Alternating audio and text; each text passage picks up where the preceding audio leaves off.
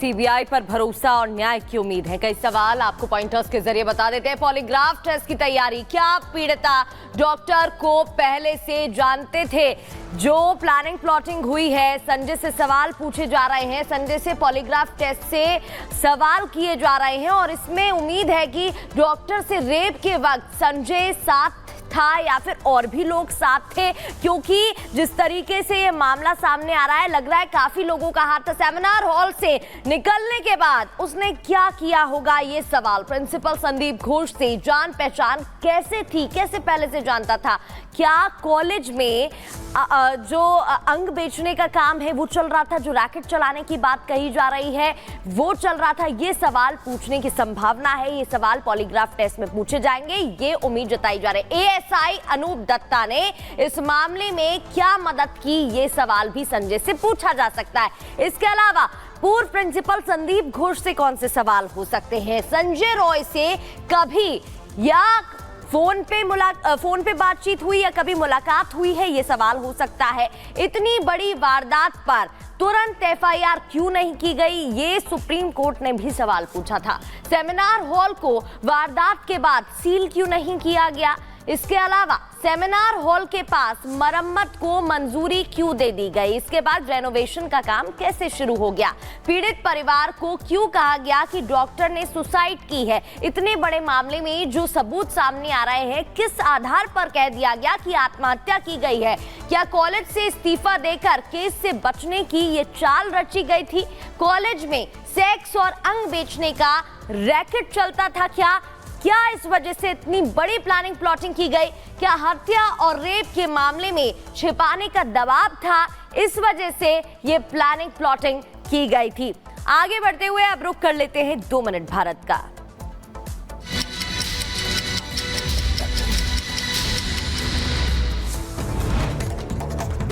प्रधानमंत्री मोदी आज केंद्रीय कर्मचारी संगठनों के नेताओं के साथ करेंगे बैठक। एक दशक में पहली बार प्रधानमंत्री मोदी कार्मिक मंत्रालय के साथ साथ केंद्र सरकार के कर्मचारियों के लिए राष्ट्रीय स्तर के ज्वाइंट कंसल्टेटिव मैकेनिज्म के कर्मचारी प्रतिनिधियों से करेंगे मुलाकात।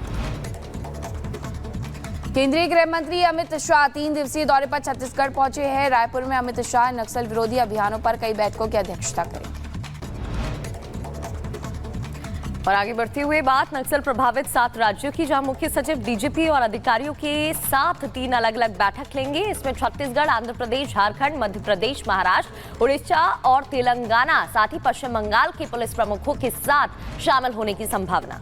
बैठक में नक्सल प्रभावित क्षेत्रों में नक्सल विरोधी अभियान और साथ ही विकास कार्यों की समीक्षा भी की जाएगी। आपको बता दें कि 25 अगस्त को सहकारिता विभाग की बैठक होगी और साथ ही मोदी और केंद्रीय गृह मंत्री अमित शाह ने बीजेपी की सरकार बनने के बाद 3 साल में प्रदेश को नक्सलवाद से मुक्त कराने का ऐलान किया था।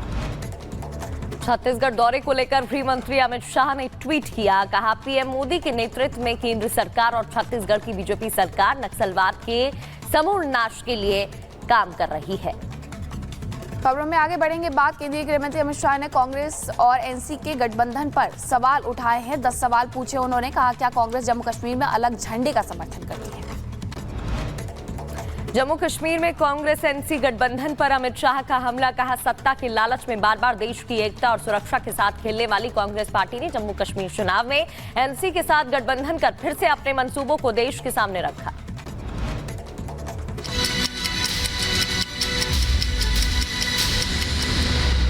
और जम्मू कश्मीर में 10 साल बाद विधानसभा चुनाव होने वाले हैं, जिसे लेकर के तारीखों की घोषणा कर दी गई है और इसी के साथ कांग्रेस ने नेशनल कॉन्फ्रेंस के साथ गठबंधन भी कर लिया है।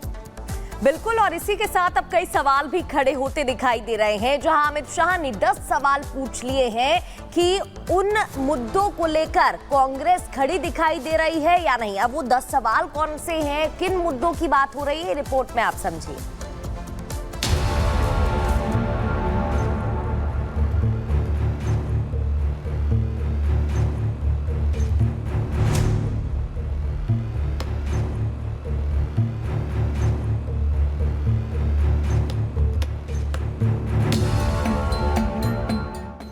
बट 2 निशान, 2 प्रधान एंड 2 संविधान।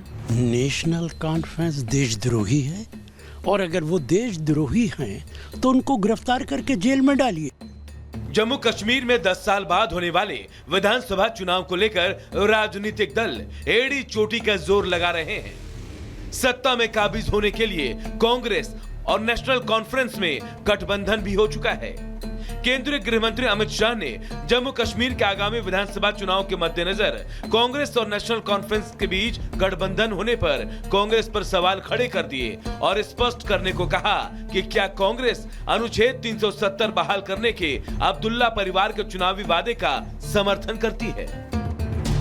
शाह ने एक्स पर एक लंबे पोस्ट में आरोप लगाया कि सत्ता के लालच में बार बार देश की एकता और सुरक्षा के साथ खेलने वाली कांग्रेस पार्टी ने जम्मू कश्मीर चुनाव में अब्दुल्ला परिवार के नेशनल कॉन्फ्रेंस के साथ गठबंधन करके फिर से अपने मंसूबे देश के सामने रख दिए हैं। अमित शाह ने कांग्रेस और राहुल गांधी से 10 सवाल पूछे हैं।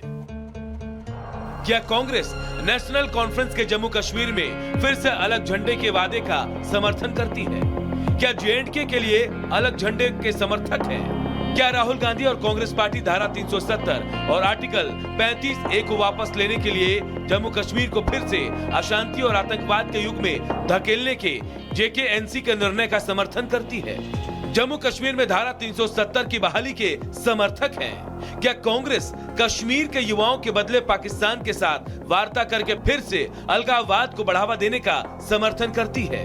क्या कांग्रेस पार्टी और राहुल गांधी पाकिस्तान के साथ LOC ट्रेड शुरू करने के नेशनल कॉन्फ्रेंस के निर्णय के साथ फिर से बॉर्डर पार से आतंकवाद और उसके इस इकोसिस्टम का पोषण करने का समर्थन करते हैं?